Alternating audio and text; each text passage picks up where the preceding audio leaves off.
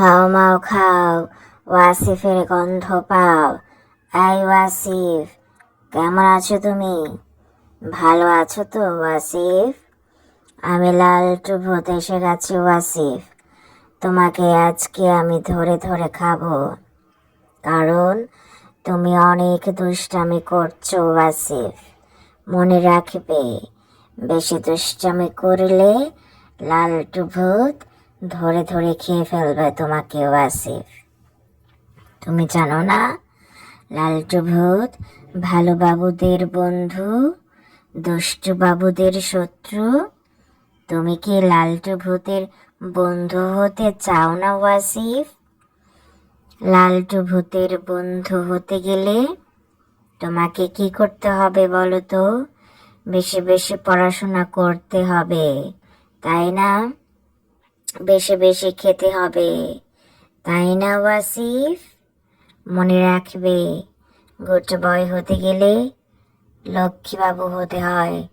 বাবা মার কথা শুনতে হয়, বেশি বেশি খেতে হয়, ঘুমাতে হয়, পড়তে হয়, হোমওয়ার্ক করতে হয়, গুরুজনদের সম্মান করতে হয় ওয়াসিফ। তবেই না তুমি বড় মানুষ হবে। মানুষের মতো মানুষ হতে গেলে অনেক কষ্ট করতে হয়, এত সোজা নয় আসিফ।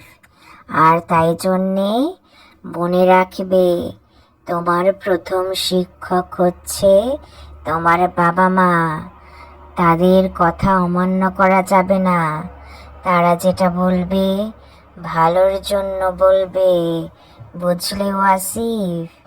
এখন থেকে সময় নষ্ট করো না ওয়াসিফ।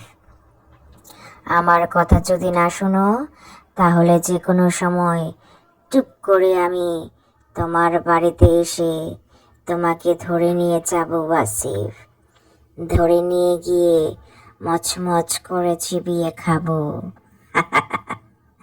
আমার লালটু ভূতের আস্তানায় তোমাকে আমি ধরে নিয়ে যাব।